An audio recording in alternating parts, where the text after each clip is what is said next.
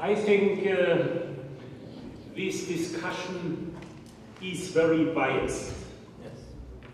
And I think there is not only one bias, there are more than one. And an important issue in the whole discussion is that a central solution, this is my conclusion, a central solution is seen in reducing farmland, reducing the number of farmers. So you have at the beginning of such a discussion about a major group in the basin who becomes a loser in this context. And I think this is something what makes such a discussion extremely difficult. And number two is that I think listening to the various contributions in the discussion, this discussion about the rehabilitation or whatever you call it of the Lake Urmia cries for a broad stakeholder involvement. This is at the moment a very top-down and scientifically driven discussion. It is very, let me be a bit blunt, it's very easy with the abstract and distant discussion from a scientific point of view to simply shift 50,000 or 100,000 farmers away. This is a bit very, but I think we should be aware, if we like to come to a solution in one or the other way, you need the contribution and the participation of the farmers community, however you will lose that. And my last comment is the question about the numbers of withdrawals and intakes. They are important for the discussion. And what I think what is important against the background of my experience having such processes facilitated. If there is no clear consensus amongst all participating stakeholders about the databases you depart from, you will never find a kind of consensus in the basin. And I think it's clear there will be losers in the basin. But this should be a conclusion and not a basic element for starting the discussion. Thank you. And Milan?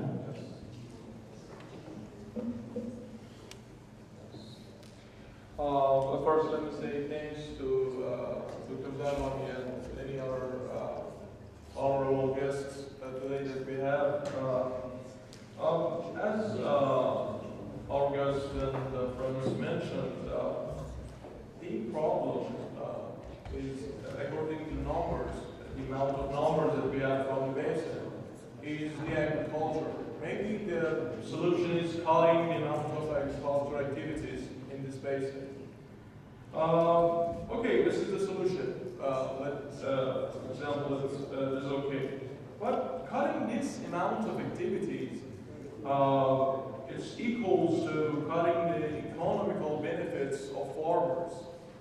And so we need some policies and some decisions to replace for example, alternative livelihoods of farmers and the stakeholders. reflecting these kind of policies, I think, needs good vessels and good organizations. Not many organizations. For example, we have so many parallel activities. For example, Ministry of Agriculture do the same reflection. ULRP do the same. But these kind of activities, when the farmer face to many organizations that saying different things, the trust between the farmer and the organization and the government will lose. And this is, I think, as I've seen in the presentations, I think the Nexus approach that, things and sees the integrated management, I think will solve this problem. This is my opinion also. Thanks.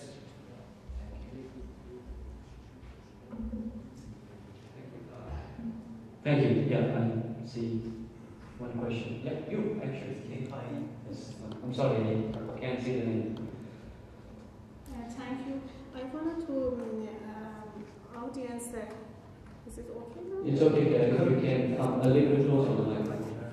I wanted to ask audience consider the new report from FAO organization that recently released about the modern irrigation, and it's about some project that in Iran, and the result of this report is about the modern irrigation. They couldn't solve any problem in Iran. So I don't know why we just focus on modern irrigation. It tests before and it doesn't give a good result for us. So modern irrigation, I think, couldn't change our situation. And another thing that I want to consider is about the crop pattern. Every meeting about agriculture, they just consider to changing the crop pattern. But I wanted to ask why the farmer change crop pattern, I mean the historical things. Why, what happened for them to use this new crop pattern? And what happened for them? And why can they accept new crop pattern nowadays? Okay, I think Dr. Halstead wants to react on that. Crop pattern is not changing the technology. This is a different process. To change crop pattern, you really need a long process to convince farmers to change from one probably very traditional crop to a new one. And this means not simply by different seed for the next harvest season. This means also that farmers have to be convinced that this is an option which is also economically viable for them. And I think we have to see these processes need a certain time and cannot be simply you switch to another thing. Yeah.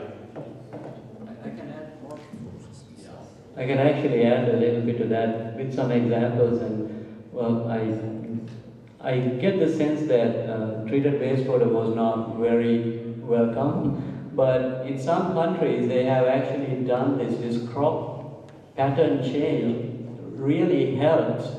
One of the key things is we should not sacrifice the livelihood of the farmers. We need to make sure that they get the same or a similar income. So one example is tomatoes versus peaches. Can be a very ugly example, but tomatoes, you can really encourage people to cultivate tomatoes, which is like a fruit, and the trees are not very high. So use of wastewater is not very, treated wastewater is not really recommended with that kind of fruits, and also not certainly with the leafy vegetables. But you can certainly grow fruit trees, because there's no harm, and the fruits are actually far away from the root area, and it's certainly helping, and it will really build the trust. We can gain the trust of the farmers too.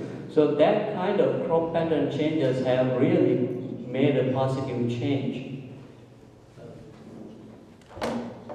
If it's a follow-up, sure, yeah, you can go ahead, and there is actually way back there is one. Just to follow up on him, how to eliminate the bias, because you talked about the discussion is bias. Most of the people here in this room, we have worked on Lake Urmia for quite a long time, and I think we need to reboot, perhaps, because we have strong opinions. Professor Arak, I myself have worked on Lake Urmia for nearly 12 years, 13 years. So that is why we need to have a fresh thinking. The gentleman in the way back, and then Sina.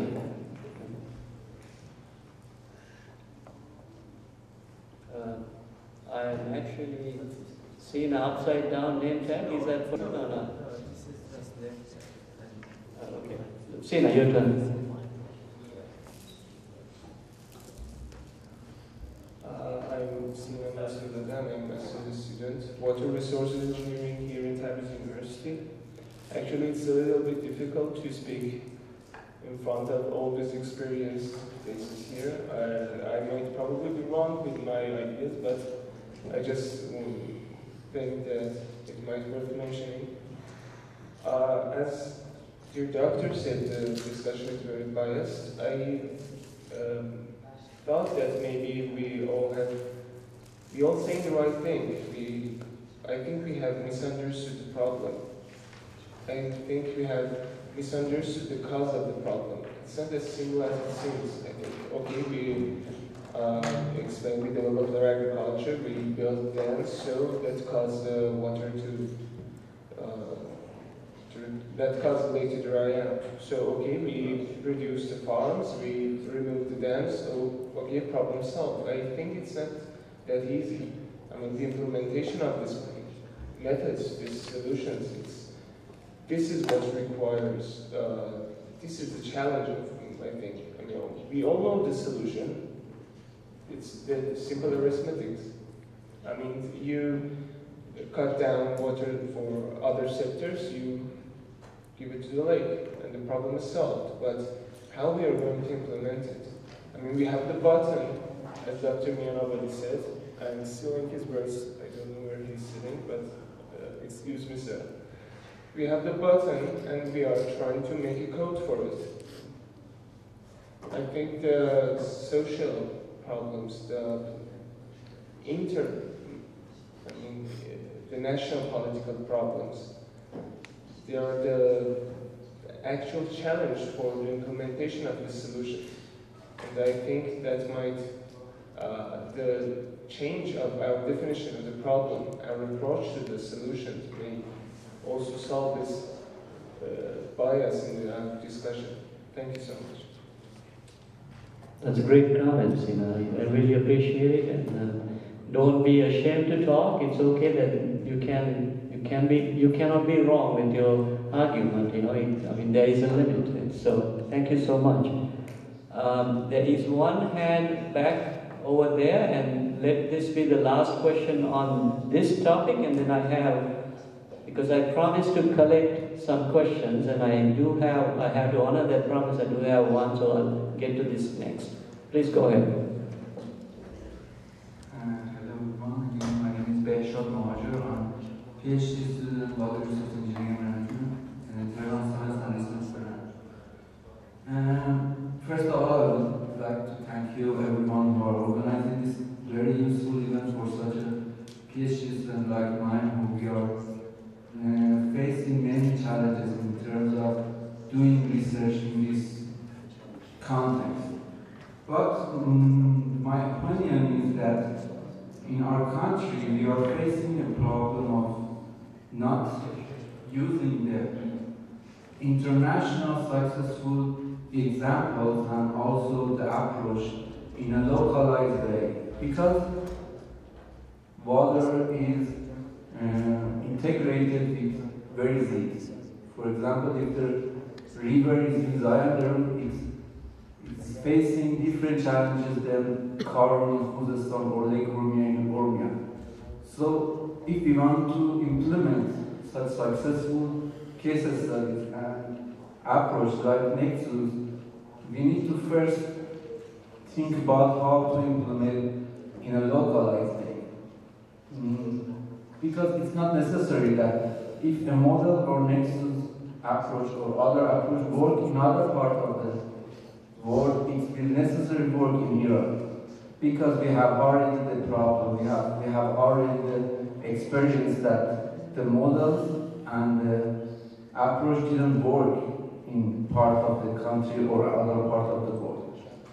So I would think that the first steps, or even after knowing the best approach and best practice, in any part of the world we need to engage, as the professor already said, in terms of collaborative modeling, I can propose to add a localization of the model. And at the end of the day, all models are wrong, but some of them useful. So we can find the one what is useful for our region or our country. Thank you very much.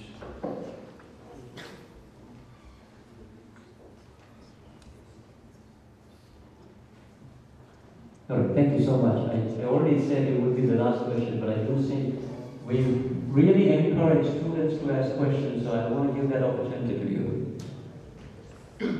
Hi, I'm Farhad Hashemi. I'm studying my master's in environmental engineering at University of Tabriz. I hope you don't call me a pessimist, but according to the information that I have derived from this conference, I do think that we shall consider the second scenario, which is the use of salt of the lake, because the situation is too dim to cure, and the farmers, to convince the farmer, it is one problem.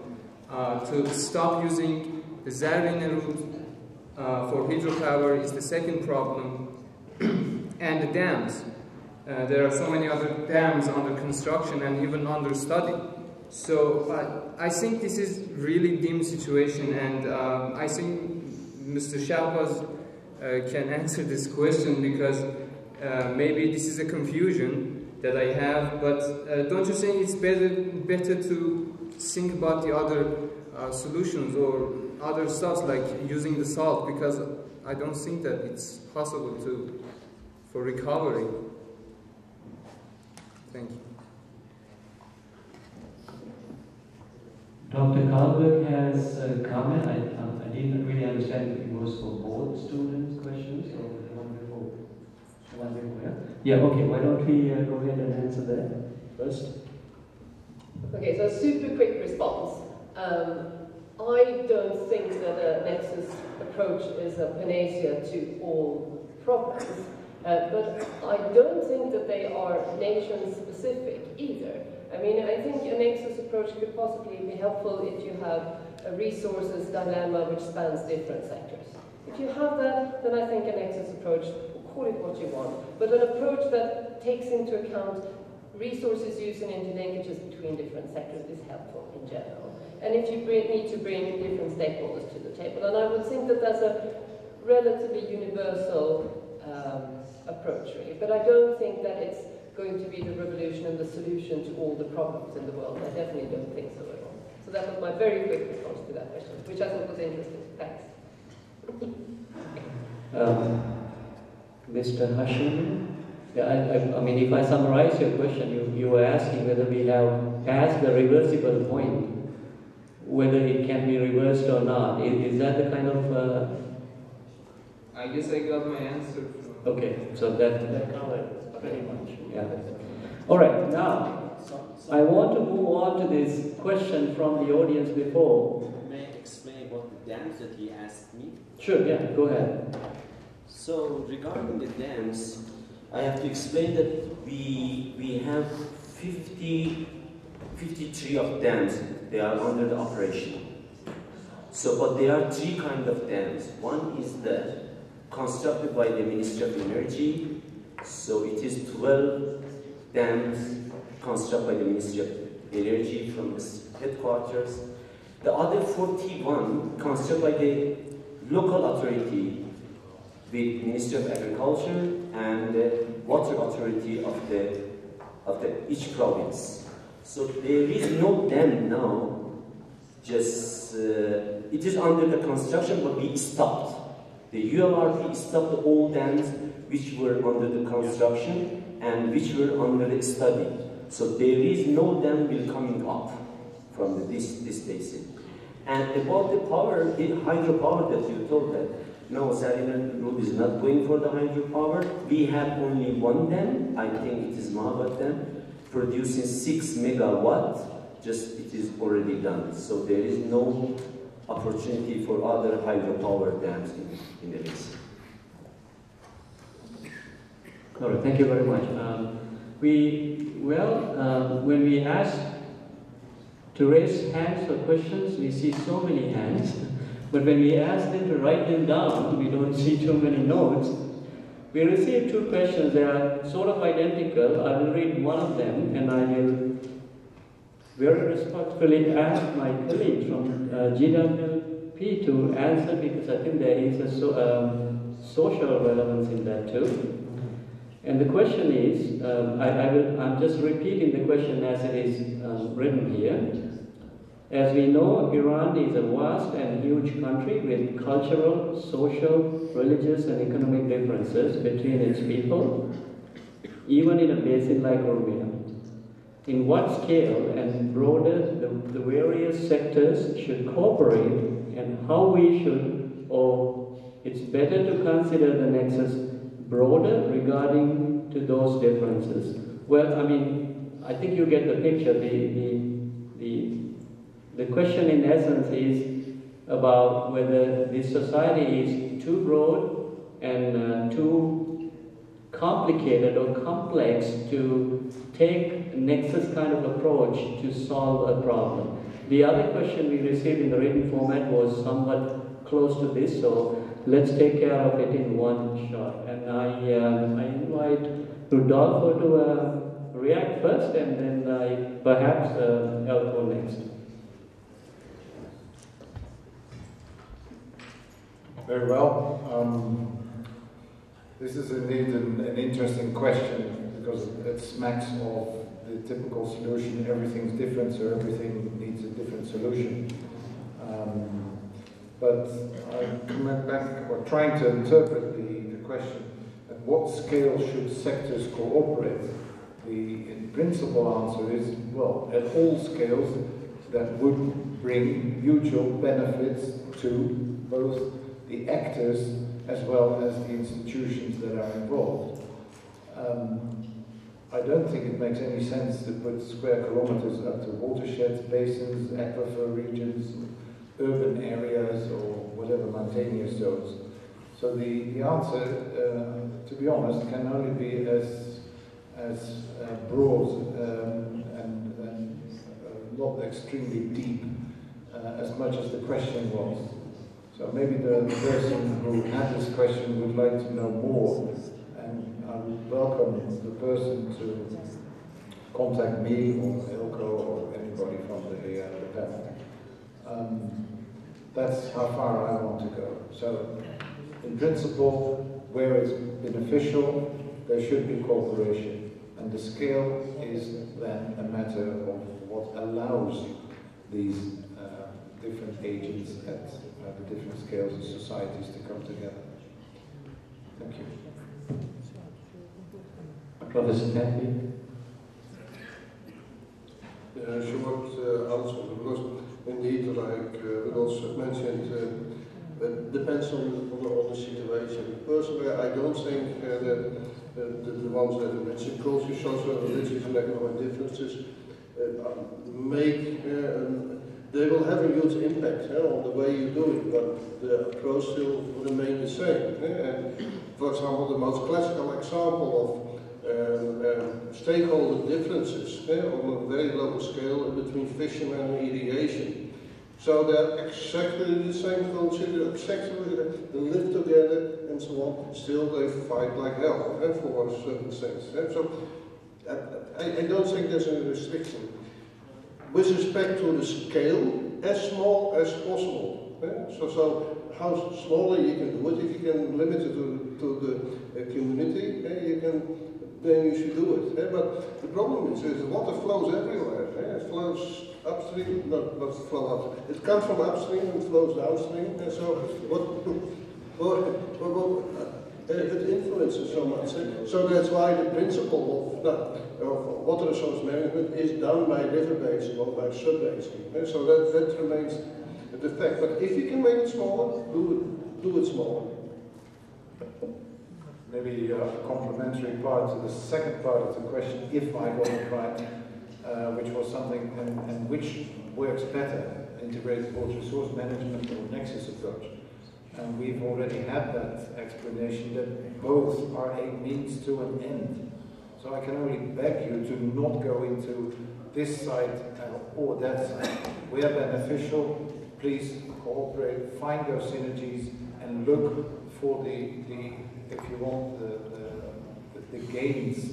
Now we've explored, since the day we've come here, this myth of win-win. What I hear here around the table is, well, there's going to be losers. Well, not only going to be losers, but what's picking up on this bias context. If we condemn, that is the point right from the beginning, at one particular group that represents one aspect of the misalignment, if you want, of objectives, as we see them today, as we see them maybe tomorrow. If we do that, then you can forget Nexus, you can forget IWRM, you can forget the solution. It will never be sufficiently long and sustained to bring, if you want, some form of societal acceptance of peace and justice. And I think that's what we all want, not just in the Urmia lake, but around and everywhere in Iran. So please think of this whole debate as a means to an end. And the end, okay, we heard water security, but the end is prosperity, inclusion, and justice. And that does not see much of cultural, religious, or even spatial differences. So I beg you to come back and off your academic horses and think about how you can, as an academia, as a training center, as the cradle of youth, how you can come to incorporate a more holistic vision for the whole development of this basin. And when I say whole, it is holistic, including all sectors of society. And please, if you talk about people without having them present, that is the first step of exclusion. So any next time you invite us to come back or do an exercise like this collaborative modeling over a number of months in whichever part of the basin, total basin, yeah, please let it be well understood that there cannot be an ex ante condemnation of one or two or three subsectors that constitute society. Thank you. Well, thank you so much. Actually, I wish you saved that for the very last moment. All right. In the interest of time, I think we had to conclude the discussion part of it because it's 5:30 now. And I would like to give an opportunity to all presenters. Take about 2 minutes. I think we have about 5 presenters today and 3 presenters from yesterday. And I invite all of them to take 2 to 3 minutes to tell us about what you think as some conclusive or concluding remarks. I would like to start with Dr. Holsworth, not only because of his experience, but we have to say goodbye to him very soon because there's a car waiting outside to take him to the airport. Thank you very much. I can be very brief due to the comment Rudolf. And I think this is for me one of the important lessons I learned yesterday and today, that we need a more inclusive perspective. I don't like to go in detail. But I also learned that besides the matter of fact that there is a wealth of scientific evidence in this country, a wealth of also data in this country, that there is a good point of departure to really start for a facilitated stakeholder involvement, not only in Lake Urmia, also in other parts of the countries. The third lesson I learned here is that different ministries have different approaches to discuss and to deal with the water issue. And I think it is important, and this is also nothing what happens overnight, and I can assure you, if you go to the, sometimes if you come from Western Europe, people think you're coming from the promised land where all and everything is settled in a proper and good way. We are in the point when it comes to the cooperation between sectoral-oriented ministries. We are a bit more advanced than you, but there is still a lot of room for improvement to make sure that unintended consequences, negative effects, collateral damage of decisions are implemented. And my last comment is,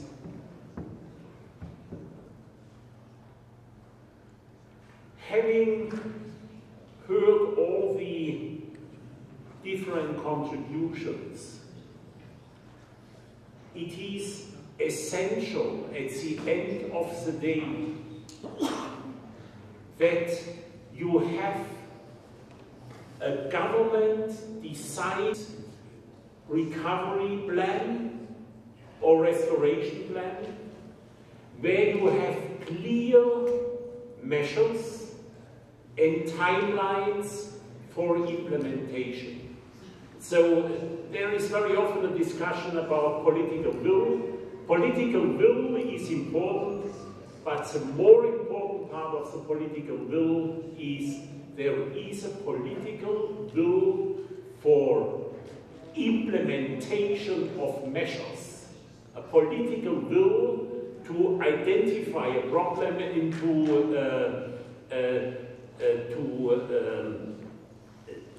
discuss a problem is not sufficient.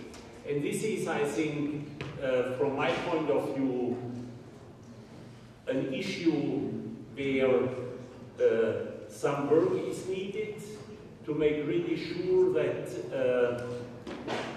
promises are implemented to avoid a discouragement and the development of mistrust of people. This would be my final comment. I'm sure there are others. And it was a great honor for me to be here. I learned a lot, I have to say, and I wish you good luck. And if we can help, I think we will do that. Thank you. Thank you very much, Dr. Moses.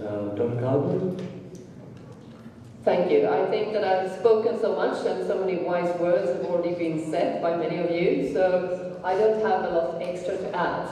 But I would like to second what you ended with saying, Fritz, that I am thoroughly grateful to all of you. It's been 2 very exciting days for me personally, to listen to your stories and to learn from you about of course the country as a whole, but specifically about Lake Urmia. And it also always helps my thinking to discuss with others, because it helps me to develop my own thinking.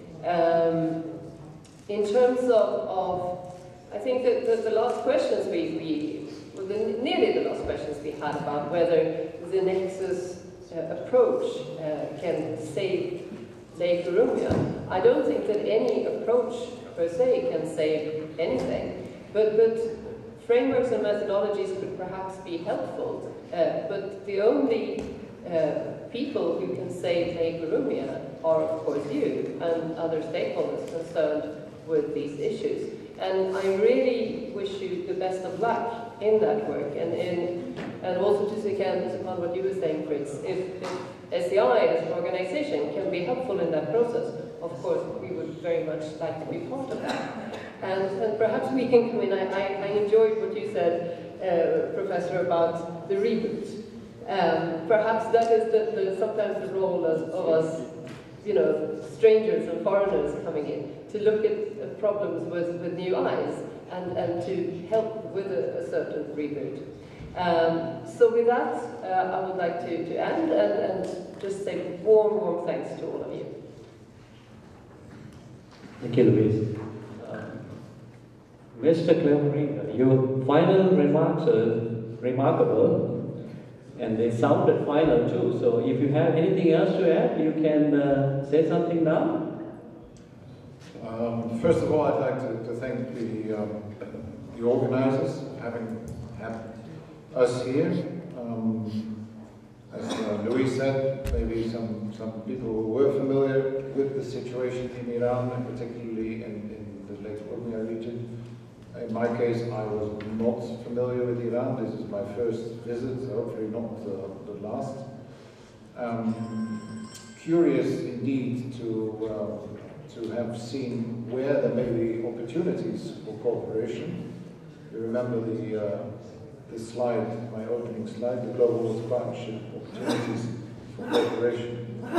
Now, some take-home or share actually messages is that I really admire your leadership for the very ambitious choices they made on bringing together what looks like 2 very ambiguous or very possibly contrasting change agendas. One is to demonstrate that the highest level of government believe in Iran as a, if you want, a green, environmentally sound society, and hence Lake Urmia, and that's a big decision, and it's not tomorrow, it may take a generation to get there. And the other one is to engage on its contract, its societal contract with all of you, which is jobs and prosperity, peace and justice. And that's where the 2 are hard to combine. But that's a major paradigm shift that you have to implement, not question, but you have to implement, and you have to implement it to the best of the benefit of all parties, today and tomorrow, so including the future generations. So I think that's highly desirable to see these high-level ambitions. Now, the sustainable development, as illustrated in the field trips and all these debates that we've had, it won't ever get along if you start with the preconceived idea of winners and losers. So I've said that before. There's I think, more a call for the acceptance of diversity than for this idea of, okay, we know where the problem is and the solutions we have. Now we try to market the solutions. That's not the point. Ilko illustrated in different countries how that, and Louise, how that can be approached. Now, I think one of the myths that you yourself have dispelled off, and congratulations, is this win-win. The myth of win-win. We can all win. Well, we can't. We have to take these tough decisions, these trade-offs, where the benefits for some are larger than the benefits for maybe others. But it doesn't mean that we categorize them in terms of losers. And my last contribution to today is that I stress that the solutions that are being proposed, that will be elaborated through this broad societal involvement, as Ilko's illustrated, not just at the beginning of the planning process and then at the end, you have to do this, no, but all along, yes, requires a lot of trust building, a lot of transparency, a lot of accountability, which may indeed for the society as a whole be a challenge, a major challenge, but only if you face it. And let's echo the words that Fritz used. We're not any better in Europe either. It's not the land of all the promises. I think that only when you want to engage on that new contract will it be helpful that you bring in people from the outside. So Global Water Partnership stands ready to support you as and where it is deemed appropriate, beneficial, and we are looking forward to concrete proposals for further cooperation. Thank you. Thank you very much. Professor Van Beek? Yeah, very short, I guess, because as already said already, this was not the first time. I was on, that has been here before, and I know the situation. And actually, I'm a little bit disappointed in the sense that when we worked on a project before on Urmia, I don't think that much progress has been made. We still have to now go one way. And so I appreciate very much all activities that are taking place. Well, what convinced me more and more, I mentioned already here, the whole thing is not about water, it is about people, but maybe even more about socio-economic conditions. And that's maybe, I think, that the ultimate solution would not be to work on water, but to work on improved socio-economic conditions here. So to give the people, in particular the farmers, because I guess farming, that really evaporates water, is the main problem. To move farmers away from farming to another profession. In employment, you cannot deny people livelihoods, so that is sure. So the government should provide livelihood alternative than farming. So you have to scale the problem up, but it's not the Ministry of Water or the Ministry of Energy. Now we talk about socio-economic development in general. Maybe the Ministry of, I don't know how the ministry is called here, but the Ministry of Economy or should play a major role in it. Provide livelihood for the people so we can solve the water problem. And finally, thanks so much. I'd like to come to here, and so this was another opportunity. So thanks so much for inviting me. Thank you. Thank you very much. And Professor Park? And me also, first of all, I would like to thank the organizers, and especially Professor Garhami, for inviting me to this workshop. And I would like to thank all invited guests from United Nations University and their colleagues for giving your time, precious time, to discuss with us about your experiences. And it's always good to discuss about the experiences, the exchange of ideas, and we of course learn a lot from this workshop. I think it is very nice to understand more the Nexus approach for saving the Lake Urmia, but and Dr. Carver explained very beautifully all the steps that should be followed and all the stakeholders, that how they have to cooperate, and that is, I think, some missing part here in Iran and also for Urmia Lake. We are not having really very good understanding between all the stakeholders. So So, and of course, one other thing that was very much essential before drawing a time frame for saving Urmia Lake, which was done and it was not really successful, that we did not really understood the Lake Urmia in the current condition. We did not know the problem very properly, exactly, but we wanted to solve the problem. So we had to study the lake, the research centers and universities, especially those which were very close to the Lake Urmia, like Tabriz and Urmia University, had to do more research, and they had to be given time to do more research to understand the lake, all the problems, and then the time frame should have been drawn for saving the Lake Urmia, and then of course that could be much more successful. Maybe we could have started 3 years later, but I think the situation could go, things could go much better. However, finally also I would like to thank all the participants who have been here and exchanged their ideas, and I wish them all a safe return back home. Thank you. Thank you very much. Dr. Ali? Thank you very much.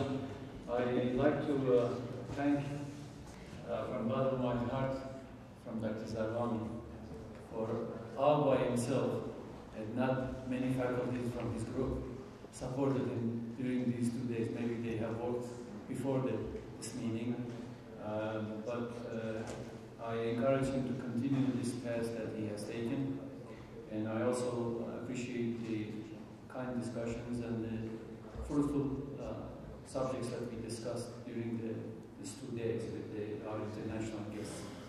I had 2 slides left from my yesterday's speech because of the time. I would like to, this was my concluding comments on the PowerPoint I have. I think in the Nexus part, based on water and energy and food as well as the waste, we have to come up with a real learning for the water, whether it's the agriculture or industry or for the nature. Water economy is not being taken seriously in our universities, and we do not have a subject to be discussed in the economic department or in water. The water productivity is another issue that we have to pay attention to it, both in agriculture, industry as well. And we are concerned with the livelihood of the public in the Lake Urmia for the past 6 years that I have been involved. And it was foremost for, and we know and we knew and we know for sure that without keeping people happy and satisfied with their life, we can go nowhere. We cannot force them by guns or by court, but we have to, as the last lecture was, we have to get their consent. The buy-in and buy-out, it depends on how you look at it, from what side you look at it. So in that sense, we were looking for personal income instead of West Azerbaijan or East Azerbaijan. And I would like to encourage our young students who are here, don't be disappointed and look for the future and come up with the fresh ideas. Because the most important things that you have is your young age and way ahead of in your life. And the disappointment is forbidden in our religion and in our culture. We are not supposed to be disappointed, but we have to work collectively and come up with issues that we would help our local people with their better sustenance. And the water footprint in our diet is something that our Ministry of Health is not paying too much attention to it. For our Ministry of Health, it starts with health, education, and treating people. But most of the concern is for the education and treatment of the illness rather than the health. If we pay attention to the nutrition science and what food we need to eat to come up with the 2,400 kilocalories, 3,000 kilocalories that everybody needs for daily energy. So what I'm looking at it, because of my past education is chemistry, we don't look at all these circles and all these nexuses of a number of things. We always look between water and energy, because as a sophomore student we have learned you have to balance the material and energy balance. You convert material to energy and vice versa. So we have to look at the footprint. And even food is a sort of energy because it's intermediate, because we eat food just to get our energy for daily life. So it is really the two major actors are the water and energy. And in that sense, this is my theory of looking at. I would appreciate if our distinguished guests would enlighten me if I'm mistaken. Therefore, water footprint for our diet, industry, and other water, especially energy use. In our country, we do not pay attention how much energy, how much water we use in producing energy. And the last is the pollution prevention, treatment, reuse, and the cycle of water is utmost important, because we have to be careful with the new pollutants like personal care products and the remnants of the drugs and the medicine. So that's the slide. If they change it, that's my last comment. And thank you everybody who was supportive of Dr. Zarghami and attended. All right, thank you so much. I'm glad you received the opportunity to present the material you couldn't present yesterday. Professor Mori? Just a very quick comment. Actually, what I learned is that the world is changing, climate is changing, and we need new vision for water resources management.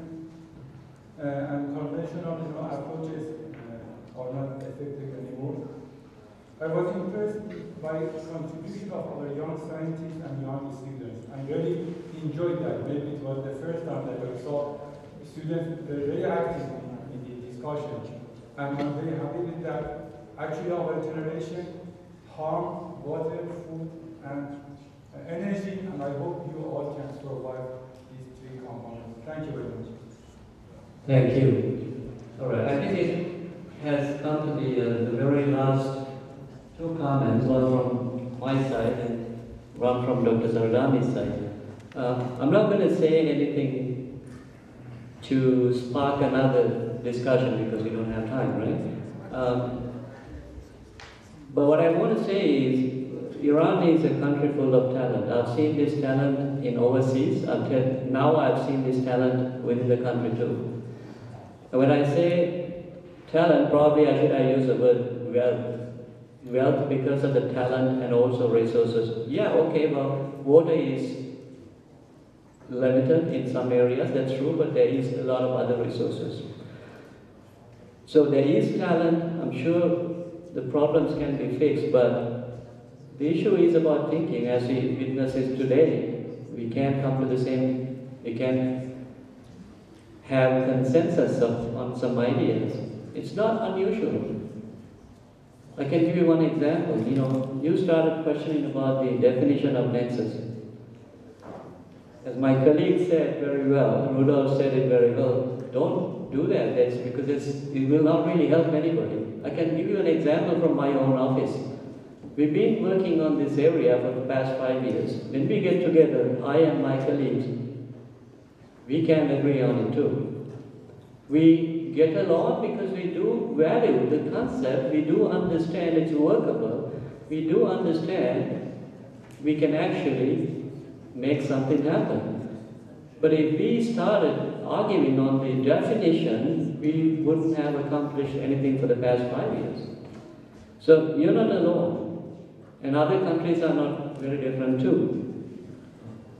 Well, this is my comments and also my sort of word of thanks too. Now, actually, before I say thank you, I need to say that this was a challenge from my side too, because I've done many workshops specifically related to engineering, geotechnical engineering, landfills, and specifically about SUA, safe use of wastewater in agriculture. This is my first workshop about Nexus approach. We have done a huge conference more than once in Dresden. It's a different setting.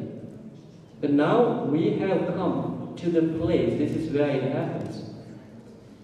And I'm pleasantly surprised. I mean, okay, well, we don't agree on everything, that's fine. But I think what we have seen during the past 2 days, it's actually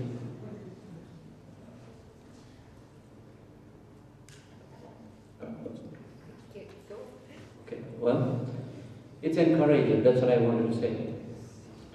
Well, last but not least, I would like to thank so many. This is like getting the Academy Award, you know, if I forget something or someone in your system, and he made it happen too. So thank you so much, and I hope to see you again soon. I don't know where, I don't know when, but let's see, it will be soon. Thank you.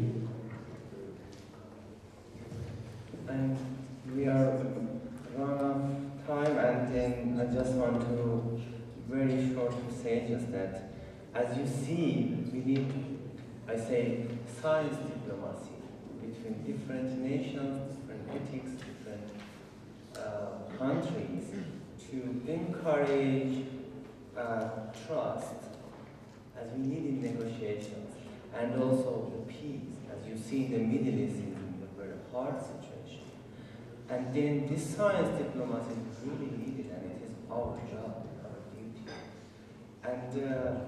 And coming back to this conference, the two items that I see that we can receive from your experience that you have done in Europe is mostly on first that how we can increase our organization, the most effective organization, and have more effective governance, you know, what you need. Then we need to reduce our bureaucracy in the offices. And the second that I see that we can learn from you is that how we could make less water-dependent jobs, you know, okay, but we need in Lake.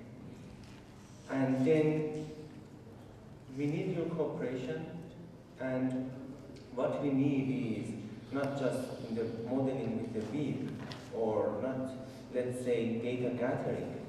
The items that we need is how to facilitate these stakeholders, how to make them trust. We need that one. And to conclude the session, I thank you all the people coming here, accepting our invitation. I know that this month is a very busy month for everybody. And every people I want to thank, especially my team and also the cameramans, the interpreters, Mr. Tawana, Mr. Fasidi, and other people. And if you join to me to clap out my team that they are not officers in the university and we do not pay for them. They have assigned from their time and their family to join me in the last 2 months, working night and day. And if you let to conclude the session by clapping them.